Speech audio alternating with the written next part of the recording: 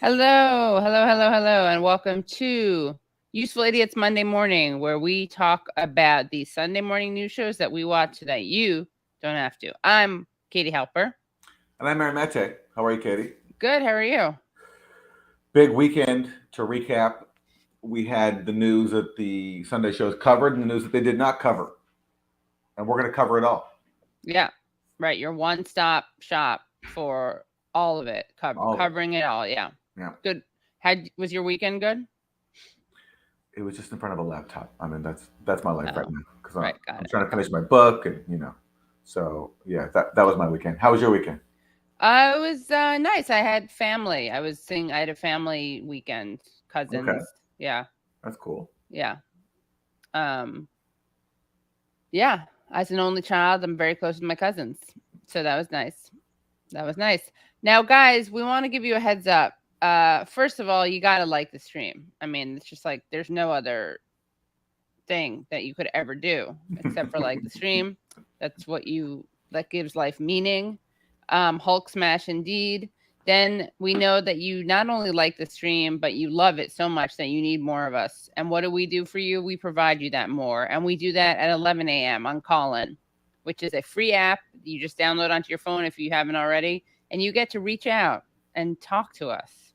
Pretty exciting stuff. It's also it's a global exclusive. It's the only after party going on in the world at 11 a.m. Eastern time. That is true. That's not really your typical after party hour, but we're providing you an exclusive pass to our Monday morning after party on Call. Right. And what we're doing at that time precisely because we know how hard it is in Europe right now. So we're centering the European schedule and making an after party. It's still a little early, 6 p.m. After work. It's 5 p.m. depending on where you are, right? Yeah. After a hard day at work, what better way to kick off your shoes, let down your hair, and come to a call-in party. Yes. All but you have to like the stream. That's the price of admission. Yes. To like the stream. That's the only thing. Yeah. We don't paywall Monday morning, but we demand you like it. Exactly. Yeah. All right. Should we start with our first clip? Yeah, let's do it. So with all that's going on in the world right now, the whole threat of nuclear war thing. The U.S. media has decided that their top focus is not going to be over there on that whole nuclear stuff, but on a Senate race in Georgia where Herschel Walker, the former NFL star, is facing some new allegations that he paid for an abortion and covered it up. And of course, he's running on a very staunch, unforgiving, anti-choice platform. Right. So that's the big controversy right now over here in the U.S. Yeah. An abortion for which he was responsible, not just a charitable paying for an abortion. Oh, no. Yeah, this wasn't. No. Yeah. All right. So let's go to, trigger warning. Guys, hope you're all sitting down. Chuckster wasn't here this weekend. Oh, no Chuckster. Yeah, no Chuckster. So we have the Welkster instead, Kristen. Yeah, we have the Welkster. Yeah. All right. Good Sunday morning. I'm Kristen Welker in for Chuck Todd. Election Day is just 30 days away, and that means 30 more days of October and November surprises. The term October surprise was coined during the 1980 presidential campaign. Ronald Reagan worried Jimmy Carter would engineer a last-minute release of U.S. hostages held in Iran. Carter, of course, did not, but the term stuck. There are at least 3 stories unfolding that may produce a surprise this cycle. First, the nuclear threat from Russia. President Biden warned in a private fundraiser this week that we have not faced the prospect of Armageddon since the Cuban Missile Crisis in 1962. Then there are rising gas prices, now averaging just under. Anyway, aside from Armageddon, let's go to moving on. Gas prices. Yeah. Anyway, moving on. $4 a gallon, which Democrats worry will be a sign to voters that there is trouble in the economy.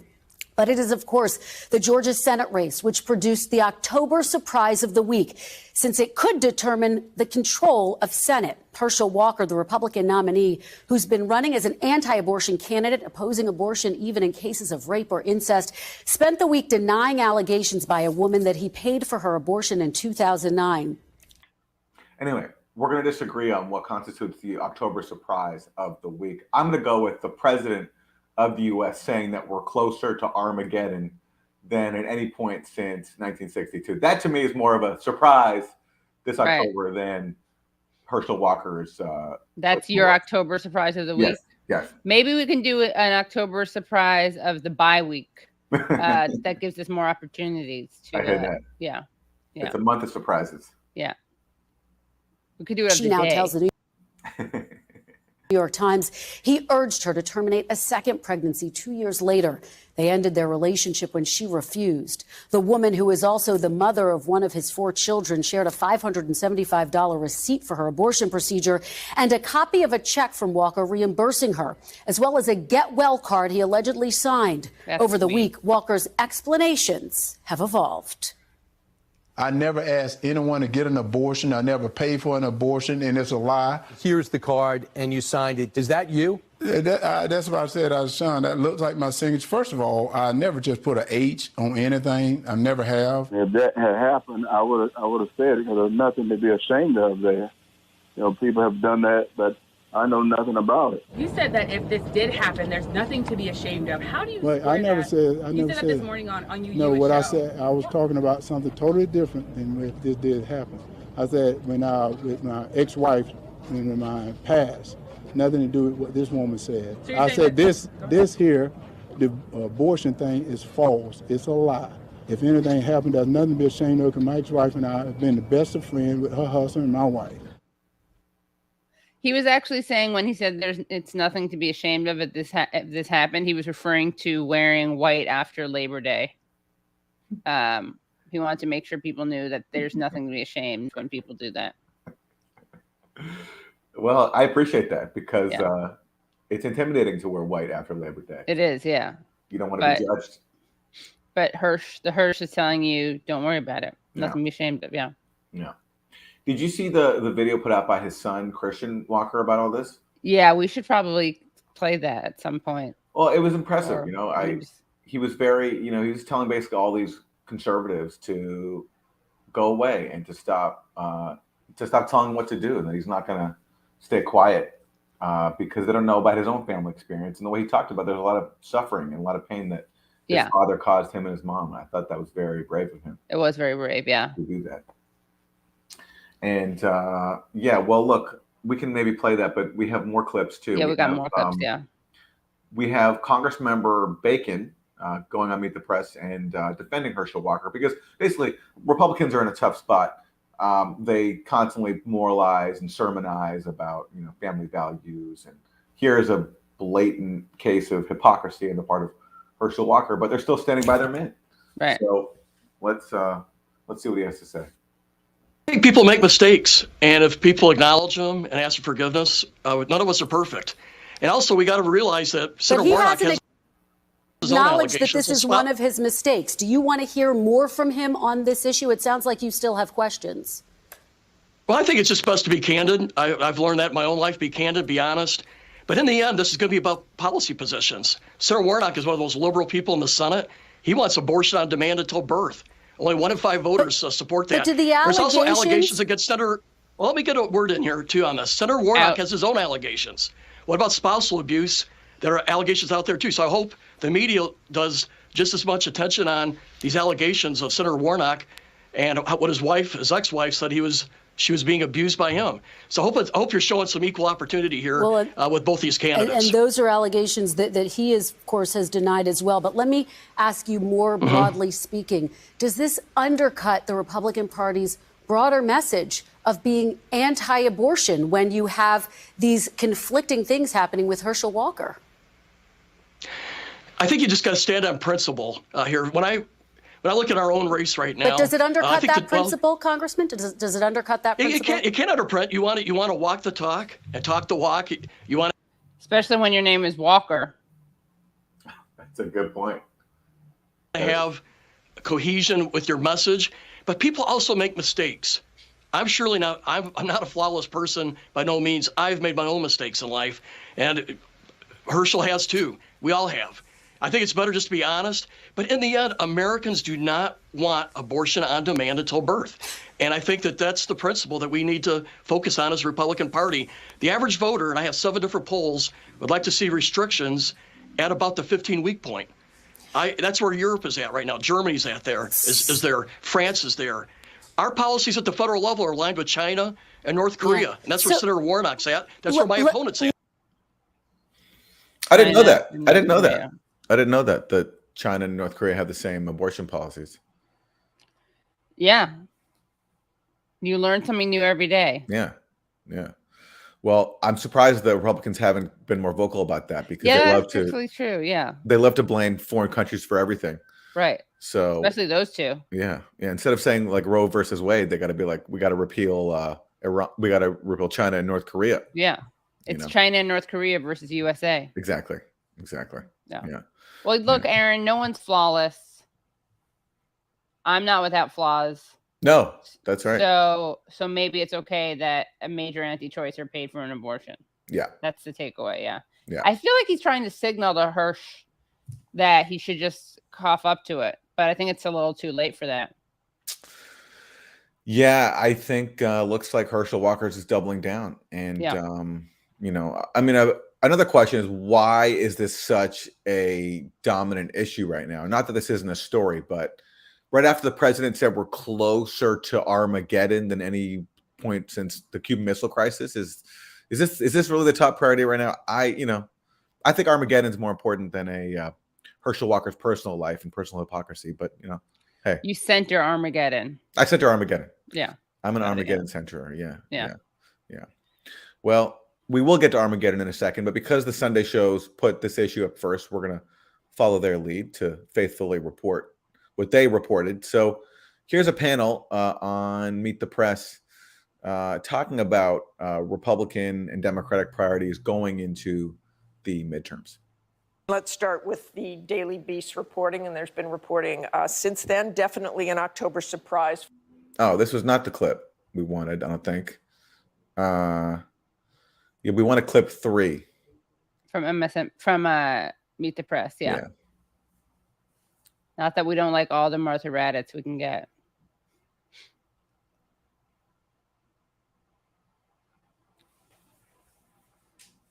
Well, here, we can just play this one and then we'll go to Meet the Press. For Herschel Walker's campaign, what kind of impact do you think this will have? Not as great an impact, obviously, as it would have had 10 years ago. There is a sense now that as long as the guy is on your team, that the most important issue in American politics isn't what you believe in, it's who do you hate. And while Walker's not a hater, parties are now that antagonistic that it's clear millions of Republican voters will overlook something that would have destroyed a candidacy just a few years ago. The problem for Walker is, what else is he running on except that he was a football player and a Christian? And while his football record can't be questioned at all, I think this does damage him, and he doesn't really have a lot of other things to say. I like the way he clarifies that Walker is not a hater. That's important for voters to know. I'm not voting for a hater. No way. Yeah. He just basically endorsed Herschel. Yeah.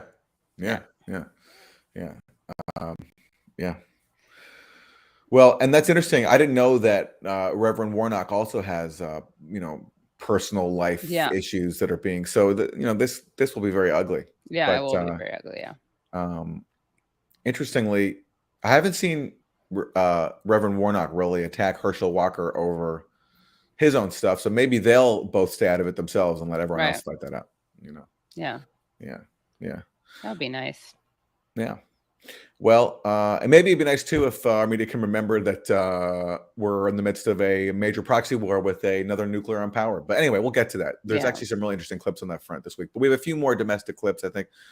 Wilson, do we have the that Meet the Press about clip? The battleground map broadly now. It runs through 9 key states. In order to win back control, Republicans have to flip one of the Senate seats currently held by Democrats in Georgia, Arizona, Nevada, or New Hampshire, while holding on to seats in Pennsylvania, Ohio, North Carolina, Florida, and in Wisconsin. In Wisconsin, Republican Senator Ron Johnson, like many Republicans, is trying to put the focus on crime. Take a look at this recent exchange from a debate. Whenever I see a police officer, I go up to him and I say, thank you for your service. And if I have time, I say, please don't be dispirited by the loud few who are trying to defund you. I'm sure he didn't. What do you mean if I have time? I know. He says, whenever I see a police officer, I say, thank you for your service. And if I have time, I say don't be dispirited. So you don't have time to say don't be dispirited. Yeah, seriously. While you're running through the airport, don't be dispirited. You just say it. Make time. Exactly. If you don't want somebody to be dispirited, make time to say that. Yeah, seriously. Come on. The same interaction with the 140 officers that were injured during the January 6th insurrection. And let's talk about the 140 officers that he left behind because of an insurrection that he supported. Brendan, what do you make of that point, counterpoint? Well, crime is a big issue, and we talk a lot about inflation, we talk about abortion. Most Republican candidates are running on crime, and particularly in Wisconsin, it is working to devastating effect on Mandela Barnes. Republicans, Ron Johnson is someone who should be very vulnerable, but he has been hitting this crime issue, and in some places, it's just going to work better than others. And in Wisconsin, it is working. I asked somebody, a plugged-in political operative in Wisconsin, why is it working so well there? He said one word: Kenosha. Jen? I would say I agree with Brendan that crime is an issue that Democrats have to speak to. I think there was a missed opportunity there for Mandela Barnes. When he talked about the insurrection, I think that was a little disconnected from what people in Wisconsin are feeling. I mean, whoa, wait a second. Did I just hear Jen Psaki, the former White House press secretary, admit that talking about the insurrection is disconnected from what average voters are feeling? That's what we've been saying, Katie. I know. Well, I think we now know that Jen Psaki is a supporter of the show or a fan, or even if she hates it, she watches it because she knows this is where the hard talk is, the no nonsense. She's a hate watcher, but she could not help but agree with our point. Exactly. Yeah. That talking nonstop about a riot that happened over a year ago is not the way to win an election. Right. And it's just not where most people are at. And I'll be curious to see if anybody attacks Jen Psaki for saying that. Yeah. You know? And also, I'll just say you're welcome, Jen. And thanks for the click. Milwaukee, crime is up in Milwaukee. If I were him or advising him, which I'm not, I would say you should have made it about the use of gun violence and the fact that your opponent has done nothing to address gun violence. And that is what is showing rising crime in Wisconsin, because that's what people are thinking about with their fears when they go out their door. Less the insurrection. There has not honestly. been a more potent political issue that I can remember in recent years than defund the police. And while Mandela Barnes may have not said he wants to defund the police, he does have a record of wanting to redirect funds away from police, and that is going to hurt, and that is showing up in the polls. But here's the interesting thing. We had a country where a man was murdered, strangled, George Floyd. We had a country who then debated race relations and policing, and that backfired. So defund the police, while Democrats have continuously said, most Democrats have said, we don't support that, it's stuck to them because some people in this country were deeply uncomfortable with the fact that we were talking about the fact that black people get killed at disproportionate rates than white people. We should also remind people that FBI just this week said murders are up, violent crime is down. So a lot of this is about fear, but it's fear on both sides because Republicans are saying crime, you should be fearing crime, you should be feeling the border. Democrats are saying you should be fearing your personal privacy and you should be fearing threats to democracy. Fear your personal privacy. Listen, that was the first time I've ever heard Yamiche make a point that actually wasn't partisan hackery. That's how and maybe I have the wrong impression of her, but I usually see her as a Democratic Party partisan. But here she was saying Bernie basher, big Bernie basher. And a big Bernie basher. She was the one who asked him what he had to say to people who say it's sexist to stay in the race. That great moment, yeah. So, but here she is saying that both sides are fear-mongering about, different things. So Republicans about crime and Democrats about supposed threats to democracy. And I think that's actually a good point. I didn't get the sense that she was saying that Dems, or I feel like she was saying that they are talking about two different kinds of crime. I think maybe I don't want to speak for you or diagnose you, but maybe you're reading more fairness into her than actually exists. This may be because I've written about her, and so she's also the one who blamed Bernie Sanders for the guy who shot people, including Congressman Scalise. But anyway, I feel like she's just saying these are the two directions they're going in. Okay. Well, hey, that's the beauty of democracy. Of being a pundit, we can just disagree. Right. And we can disagree and agree to disagree. And look how civil we're being. Yeah, very, very civil. Because this is obviously a very deep issue for both of us. Right. I believe strongly in Yamiche's punditry. Right. And you don't. And I don't, Yeah. So there's a Yamiche divide. Huge divide. Yeah. Oh, yeah. Yeah. Yeah. Yeah. Well, all right. So You're as a exciting, Yamakista. as exciting as all those issues are, there is this little thing called, the Ukraine proxy war, and Joe Biden just said again that we're closer to Armageddon than at any point since the Cuban Missile Crisis. He also said that Putin isn't joking when he threatens tactical nuclear weapons and biological weapons and chemical weapons. That's what Biden said. Putin said. Unfortunately, Putin has actually never said any of that. So Biden, on top of fear mongering about Armageddon, is also being irresponsible, I think, in how he characterizes what Putin has said. Not that Putin hasn't been bellicose, but right. you don't have to exaggerate it, President Biden. So, but interestingly, there's someone who thinks that Biden actually is being irresponsible, and that is Mike Mullen. And Mike Mullen is not a member of the DSA. He's not a regular. That we know of. No, we know he's not a regular reader of the gray zone, as far as I know. He happens to be the former chair of the Joint Chiefs of Staff, and he said something very interesting on ABC's This Week. Now, before we play that, I just have to point out, and this is not me saying this. These are people in the chat, and we are beholden to no one. We don't have donors. We are beholden only to our viewers.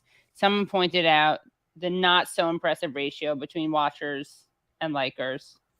So guys, we're at 1,200 viewers, and I think we're at under 600 likes. So let's get that number up there. Let's pump up demand. I'm pumping up demand. You got to pump up supply. Where are we at, Wilson?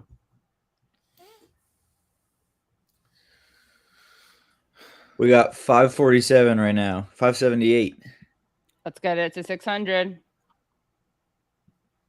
Guys, all you got to do is click the like, and it's a way to pay it forward. I believe we can get to 600. Now, don't like it if you already liked it, because then that unlikes it.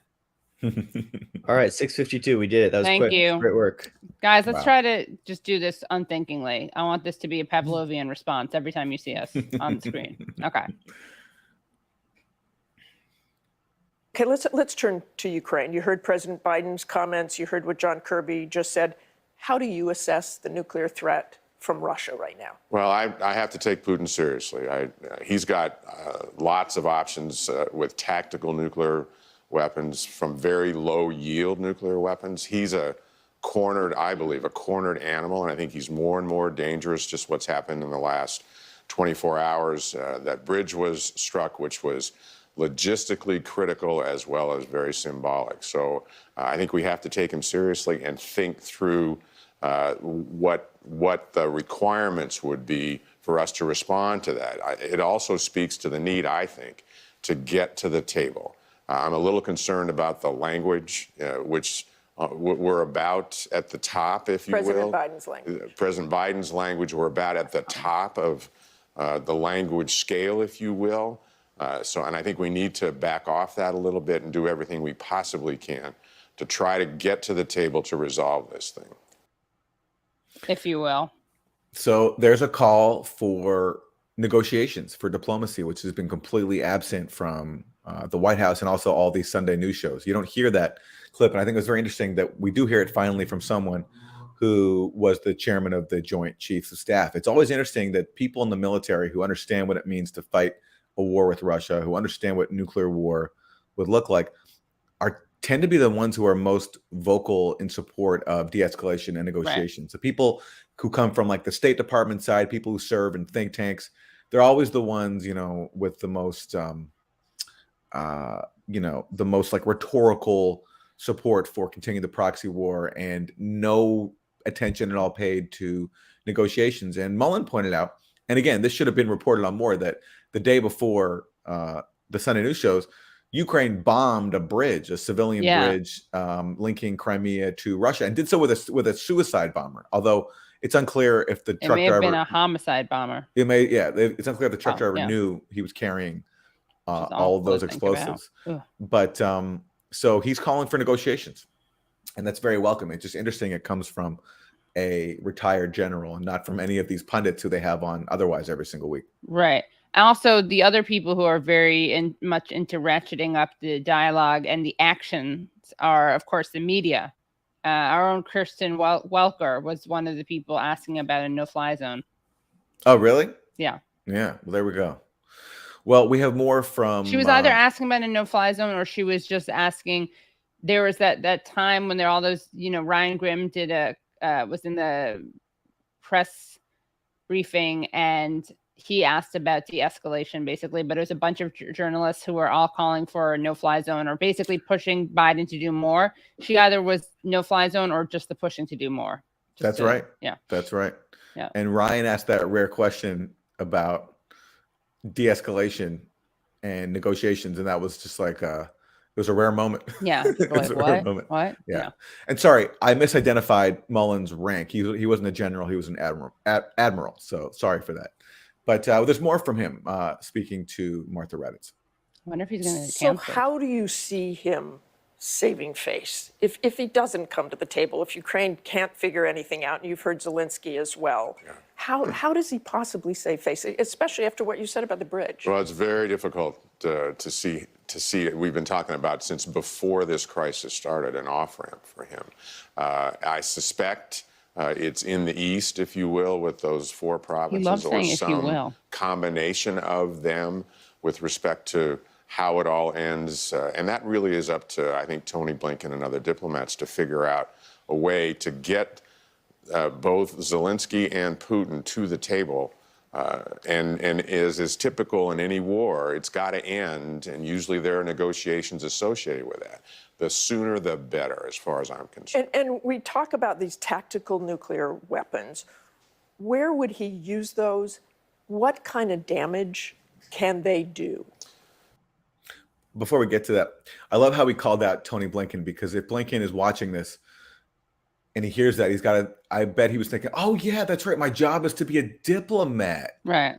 And being a diplomat involves diplomacy. And I haven't been doing that for the last 7 months since this invasion began. I've been wearing my warmonger hat instead of my diplomat hat. So yeah, that's right. On TV, I have to remember that I'm actually a diplomat. That's my job.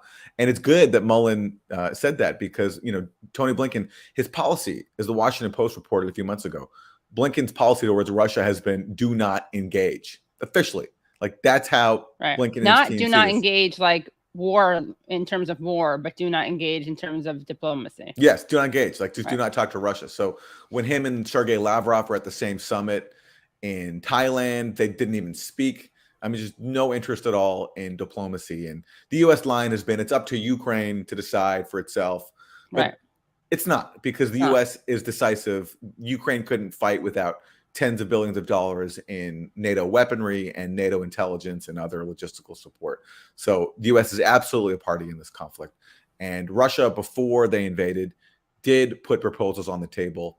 Those were mostly rejected, and there's no reason why those couldn't be revisited if the U.S. was actually seriously considered in diplomacy. And we've already talked about that even when Ukraine was allowed to negotiate with Russia directly, the U.S. and UK sabotaged that. Right. And so they're not allowed to actually end it. It's not that we're not giving them the agency we claim to give them. Exactly. Well, let's hear Mullen's answer to this question about nukes. Well, depending on the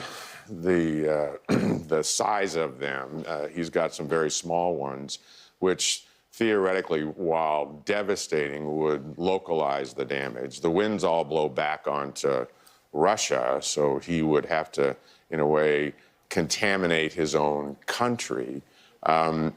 He could pick a symbolic target. He could pick Zelensky's hometown, for instance, as a target, as opposed to having a big impact on the battlefield that would badly hurt the Ukrainian army, which has fought so well.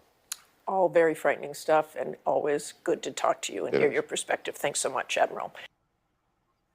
Really admire you, Admiral. All very frightening stuff. Anyway, let's get on to Herschel Walker. Yeah. But you look, and just today, as we're speaking, there's been Russian attacks on Ukraine, hitting apparently a bunch of civilian targets, including water facilities and or at least hurting the water supply and the electricity and killing civilians. And that was Russia's retaliation for the attack on the Crimea Bridge. And this is what's been warned about for a long time, that actually according to U.S. officials, speaking to the New York Times, and we've cited this a lot, but it's important to remember, they've said that the worst moments are yet to come because they fear that Russia really hasn't taken the gloves off of yet. So the more this war goes on, the worse this will get for Ukrainians. And so it's all the more important to engage in negotiations to stop the atrocities now, the atrocities committed by Russia and the atrocities committed by Ukraine. And if you don't embrace negotiations, then you're just sentencing more people to death. Right. Which is why it's so disgusting for people to describe Putin as Hitlerian, because that discourages negotiation. Yeah, of course. Yeah, because you can't negotiate with Hitler. Yes. Right. Yeah. And also takes off that it also prevents people from realizing he could get worse, because if he's already a Hitler, then he's doing the worst stuff already. And as others have pointed out, there's a lot more he could be doing. Tragically, and that yes. should be part of that should be part of the calculation. Yep. Yeah.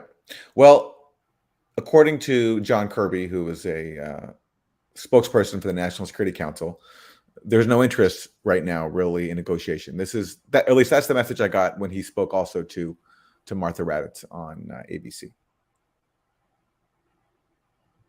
And we also heard the president say the problem he worries about now is that Putin doesn't have a way out of this, can't really save face.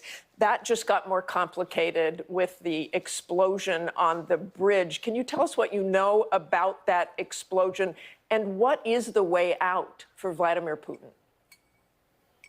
We don't really have anything more to add to the reports about the explosion on the bridge. I just don't have anything to contribute to that this morning. What I can tell you is that What that means is Ukrainian intelligence is openly taking credit for the bridge, and the U.S. knows that, and they just haven't formulated, I guess, their talking points yet. Right. So they're not going to say anything.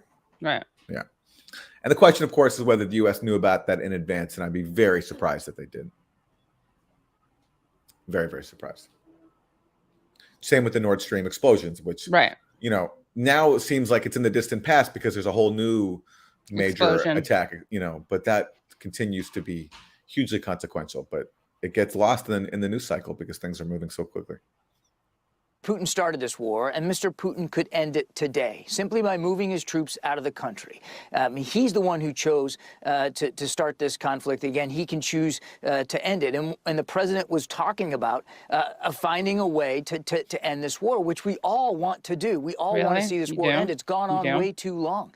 And what needs to happen is for the two sides to be able to sit down and negotiate and find a way out of this peacefully and diplomatically. Now, Mr. Putin has shown no indication, zero, none, that he's willing to do that. In fact, quite the contrary, by calling up hundreds of thousands of reservists, by politically annexing, or at least trying to annex, 4 areas of Ukraine, he's shown every indication that he's doubling down, that he wants to continue to prosecute this war, which is why, quite frankly, we're in touch almost daily with the Ukrainians, and we're going to continue to provide them security assistance. You just saw the president approve another more than $600 million just a few days ago of additional HIMARS and howitzers and other ammunition and some vehicles, tactical vehicles. You're going to see us continue to do that going forward. So it is true that Putin is doubling down. He's calling up reservists, and he's escalating his attacks on parts of Ukraine. And it looks like today he's killed civilians. The Russia's killed a number of civilians in attacks. But what Kirby's leaving out is that Putin also recently, he accused the U.S. of sabotaging peace talks, and said that basically Zelensky was ordered to wreck the outline of a peace agreement that Ukraine and Russia reached back in March and April. The U.S. did not directly refute that. I tried to get the U.S. to comment on that. And I wrote an article about this. The State Department avoided Putin's allegation entirely. The National Security Council gave me a broad denial and said it's not true. We've discouraged peace talks, but didn't specifically address Putin's reference to these March and April negotiations that led to apparently a peace deal. So to say that Putin is doubling down, yes, that is true, and that he's calling up more troops, but he's ignoring the part where Putin also accused the U.S. of undermining a peace deal that previously could have brought this war to an end. And he also ignored the part where Putin said that that Russia would be open for negotiations, which Zelensky responded to by saying that he signed a decree saying that the only way that Ukraine will negotiate with Russia is once Putin is removed from power. So that's really basically, great. he's calling for regime change, which is just not going to happen. Yeah. So that's the Ukrainian position, and the U.S. could influence that by using its leverage over Ukraine, which is instrumental. Significant, yes. Yeah. So what I'm hearing from Kirby is that they want this war to go on for a while longer. Even though he's saying the opposite, but he's talking the talk, but he's not walking the walk. Yeah. Yeah. All right. President So Biden made some. Up next. Okay. So, yes. Tapster. Two fan favorites. The Tapster, Jake Tapper, speaking to Senator Chris Murphy of Connecticut. So President Biden made some stunning comments at this New York fundraiser about the potential for Armageddon. But take a listen to three of the highest-ranking U.S. officials earlier as their views about Russia using a nuclear weapon. I don't see anything right now that would lead me to believe that he has made such a decision. We do not presently see indications about the imminent use of nuclear weapons. We are looking very carefully to see if Russia is actually doing anything that suggests that they are contemplating the use of nuclear weapons. To date, we've not seen them take these actions. So what's President Biden talking about? Do you see Armageddon as a real possibility? Well, I think the president is right to raise the risk of nuclear conflict because Vladimir Putin is increasingly getting pushed into a corner. This war is going incredibly badly for him. The mobilization that he has undertaken has backfired. This morning, you see scenes of hundreds of Russian troops essentially refusing to go into training and to the front. So, this is a dangerous man, and the United States has to be ready for Putin to use a tactical nuclear weapon. I agree. I don't think there's any sign that he is going to do that imminently, and it's important for us to send signals about what the consequences would be should he make that choice. But I think Joe Biden is right to just, get this country ready for the fact that you are dealing with an incredibly dangerous human being in Russia. The war is going badly, and you just can't predict what he's going to do next. Somebody I know who has ties to the Ukrainian government expressed concern to me that President Biden might be playing into Putin's hands by escalating the rhetoric. Perhaps those European allies who are already a little bit wobbly when it comes to standing up against Putin might go wobblier if they think, oh, God, if we keep going down this path, we're going to have a wobblier. Well, this war. Are we going to see more wobbling? Is the wobbling going to increase? Jake's going to call the German chancellor today. Are you feeling wobbly today? How's your wobbliness? How's your wobbliness? Yeah. He probably doesn't even know who the Wobblies are. He'll probably start calling them the Wobblies without realizing he's talking about the IWW, International Workers of the World. But war can end if Vladimir Putin decides to get his troops and personnel out of Ukraine. He made the decision to invade a sovereign neighboring country, and the blood today and tomorrow is on his hands. Now, I think the president has made the right call to be very clear with Putin about what we're going to do and what we're not going to do. We're not putting U.S. troops in Ukraine. We have been careful about transferring weapons to Ukraine that they could use to make attacks inside Russia. How careful? I think as long as we communicate the lines that we are not willing to cross, then the danger for escalation lessens. But I don't want to get into a world in which we start blaming ourselves for escalation. This is Putin's war, and it's his decision as to whether it ends. Whoa, a little Freudian slip there. Me think he does protest too much. Let's not blame ourselves for that escalation. It's Putin's escalation. Yes. I mean, again, all this talk requires us just to ignore that for the last 8 years, there's been a war, that this war actually didn't begin when Russia invaded in February.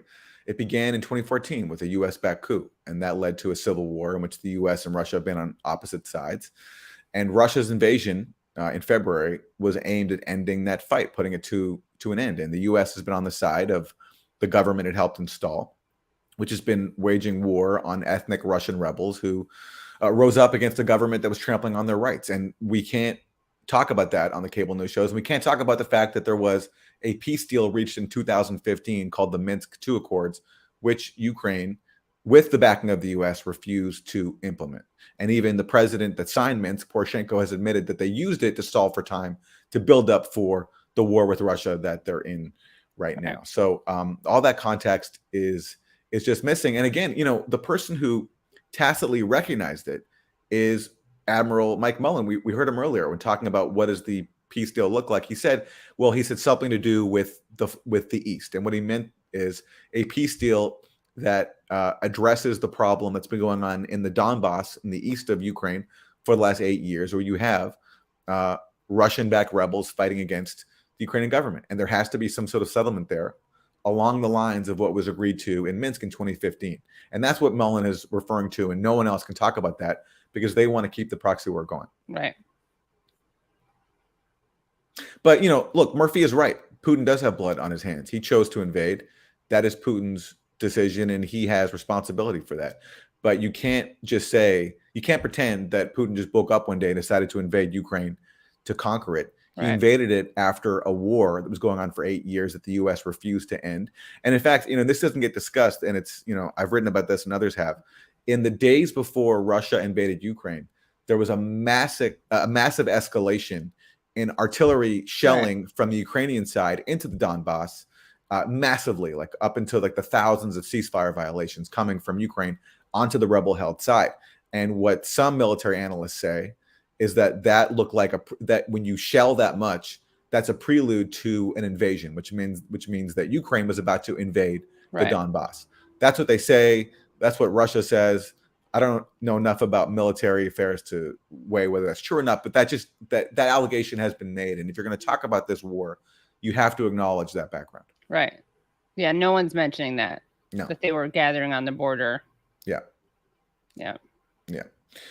All right. Well, luckily though, Katie, amidst all this talk of Armageddon, there is one calm, collected voice, a cool voice of reason, who has come through for us so many times with just that, stone cold common sense.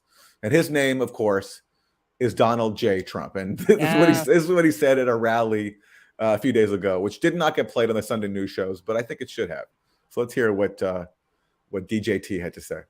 Demand the immediate negotiation of a peaceful end to the war in Ukraine, or we will end up in World War III, and there will be nothing left of our planet, all because stupid people didn't have a clue. They didn't have a clue. They really don't understand.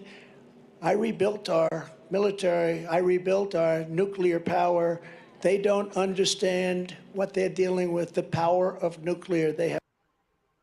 So Donald is such a narcissist that he can't help but brag that he actually helped bring this moment to its current state of affairs. He talks about building up our nuclear forces and our military. I mean, his contribution to that was killing the INF Treaty with Russia, which had eliminated an entire class of nuclear weapons. And Trump and his neocon cabinet killed that treaty. And that decision was a major part in the current crisis that we're in today. And also Trump, of course, increased military shipments to Ukraine. The main reason was, I think, because Obama didn't want to send those weapons. So Trump wanted to show how tough he was in Obama in sending them. So Trump played a huge role actually in this current crisis, but still right now in this moment is still standing out as a voice of reason compared to everybody else in at least calling for negotiations and warning about the prospect of World War III. That is better than Chris Murphy and every other Democrat. I have to say, even though Trump has major responsibility for bringing this crisis to us today. And armed Ukraine, as you said, right? In a way that Obama had not. But it is insane that he at least understands that nuclear war is like a thing that we should be afraid of. And he's willing to speak out against it, which, again, you don't see on the Democratic side. The best has been Ro Khanna, who's released a couple of statements saying we need diplomacy, but they've been pretty wishy-washy. And, of course, he only says this after he votes for every single proxy war funding bill that comes before him. So again, right now, Donald Trump on this issue in the political establishment is the voice of reason. And that's just pathetic that it's Trump speaking more sense than Democrats. So yeah, but we have more from Chris Murphy, because also Saudi Arabia is another major issue right now, because Saudi Arabia with Russia just decided to cut oil production, which is going to raise the price of oil higher. And that really pisses off Democrats because that's going to hurt their midterm prospects. And so now Democrats are talking about punishing Saudi Arabia once again. So Chris Murphy discussed this with Jake Tapper. Let's turn to a major decision by OPEC this week to reduce oil production. You're calling for President Biden to make a wholesale reevaluation of the U.S. alliance with Saudi Arabia. What do you want to see President Biden do? Should he stop arms sales to Saudi Arabia? Listen, we sell massive amounts of arms to the Saudis. I think we need to rethink those sales. I think we need to lift the exemption that we have given this OPEC Plus cartel from U.S. price fixing liability. I think we need to look at our troop presence in the Middle East and Saudi Arabia. I mean, listen, for years, we have looked the other way as Saudi Arabia has chopped up journalists, has engaged in massive political repression for one reason. We wanted to know that when the chips were down, when there was a global crisis, that the Saudis would choose us instead of Russia. Well, they didn't. They chose Russia. They chose to back up the Russians, drive up oil prices, which could have the potential to fracture our Ukraine coalition. And there's got to be consequences for that. So when he says the reason why we back Saudi Arabia is because we wanted to make sure that they were on our side and not Russia's, I mean, there's some truth to that, but it's a lot more than that. The U.S. wants Saudi Arabia on its side, and this has been at the heart of their alliance for decades, because if you have Saudi Arabia on your side, then you basically control the oil market. And that gives you huge leverage over the entire world. It's a huge tool of control. If you can influence the price of oil, if you can make sure that it's paid for in the U.S. currency, and you can control the supply, which means you can punish disobedient countries that you don't like. And use Saudi Arabia, by the way, and its vast oil wealth to help fund all of the dirty wars that the U.S. undertakes, especially when it doesn't want to do it so publicly. So, for example, in the 1980s in Central America, and also in Afghanistan too, when the CIA was waging dirty wars, Saudi Arabia was used to pay for a lot of U.S. operations because that keeps it off of the U.S. books. That means you don't have to ask Congress for a budget. You can just get Saudi Arabia to pay for it.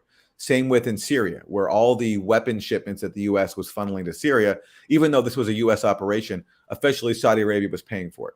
And that is the reason why the U.S. has been using Saudi Arabia. It's not just about keeping them away from Russia's side. He's leaving out a lot of other reasons. All right, let's go back to him. Whether it's lifting the cartel's immunity or whether it's rethinking our troop presence there, our security relationship, I just think it's time to admit that the Saudis are not looking out for us. So it's been 3 months since President Biden met with Saudi Crown Prince and now Prime Minister Mohammed bin Salman, shared that infamous fist bump. There it is, bang. The president's still defending that meeting this week, saying it wasn't just about oil, it was about a whole bunch of other things. But given this week's decision by OPEC, what do you think? Did President Biden get played? Listen, I don't have any problem with American presidents meeting with our friends or adversaries. What about fist bumping with I them? think it's clear that right now the relationship is broken, but it's been broken under Democratic presidents and Republican presidents. So I'm never going to criticize an American president for meeting with another leader. It's clear that we didn't get as much as we needed to out of that meeting between the United States and the Saudis. But didn't he give MBS legitimacy, and hasn't MBS since that meeting behaved in almost every single way, exactly the opposite way the U.S. would want him to? I love how Jake Tapper thinks that a U.S. president has the power somehow to grant legitimacy to others, as if the U.S. president is some sort of superior. He taints them, if anything. He taints them. Yeah, exactly. I mean, Saudi Arabia, for all of its crimes, I mean, it of course causing the world's worst humanitarian crisis in Yemen, still can't compare to the crimes that the U.S. conducts around the world, because U.S. is a global hegemon, whereas Saudi Arabia is a regional hegemon. And somehow Jake Tapper thinks that the U.S. president is imbued with the magical powers to confer or deny legitimacy to others, as if it's like we're a legitimator factory. Right. We have some moral authority that other people don't have. It's a really totalitarian attitude. We're too legit to quit. That's right. But of course, like this whole discussion shows how bankrupt the conversation around Ukraine is. That these people like Jake Tapper and Chris Murphy say they're against a country invading another, they're against war crimes, they care about civilians. When again, we've been funding Saudi Arabia, and this began under Obama, in its invasion of Yemen, which has committed even worse atrocities than Russia has committed in Ukraine, killed far more people, caused far more suffering, caused, bombing far more civilian infrastructure in Yemen than Russia has in Ukraine. And the U.S. has been not only funding that and supplying it, but providing the intelligence for it.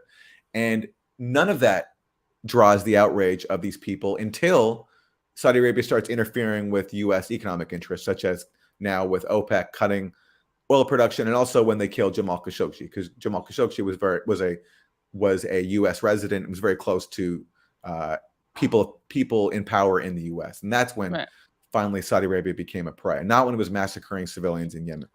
Right. Yeah. And of course, there's like an unprecedented rates of cholera now. Children are starving, and then all the actual bombing, and there's a siege. Yeah. And Biden said he was going to change it and not support Saudi war. But of course, he just changed it. It was like a rebranding. The policy didn't actually change. They just are now only giving Saudi Arabia defensive support. Exactly. Yeah. That was a really clever rhetorical choice to basically provide the exact same weapons, but just call them defensive. Right. Yeah. All right. So look, we're going to exit the Sunday news world now and turn to a story that the Sunday news show should have covered if they cared about the values they profess to care about, which is democracy and freedom of the press, right? They constantly claim to care about that, but they've been ignoring the most important issue in the world when it comes to that. And that is the imprisonment. Katie Halper getting fired from the Hill. Well, that too. That too. That's a given. Yeah.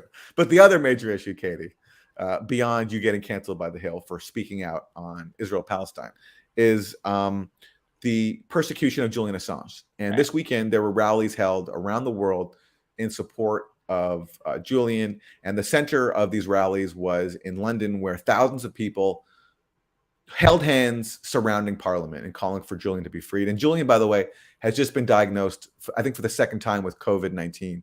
And that's particularly acute for him because he has a chronic lung condition. Right. And so, the demands for his release are just, it just reinforces how urgent it is. Yeah. So let's go to some clips. And of course, these were not played on the Sunday news shows, but they should have been if they cared about freedom of the press. And also, of course, Julian Assange is in London. That's why they were gathering in London. Yeah, that's right. Yeah. He's in prison. So first we have, first we're going to start in DC because there was also a rally outside the DOJ in DC, and many speakers were there, including Chris Hedges. So let's hear a bit of what Chris Hedges said. Here today to fight for Julian, but we are also here to fight against powerful subterranean forces that, in demanding Julian's extradition and life imprisonment, have declared war on journalism. We are here today to fight for Julian, but we are also here to fight for the restoration of the rule of law and democracy. We are here today to fight for Julian, but we are also here to dismantle the wholesale Stasi-like state surveillance erected across the West. We are here today for Julian. But we are also here to overthrow, and let me repeat that word for the benefit of those in the FBI and Homeland Security who have come here to monitor us, overthrow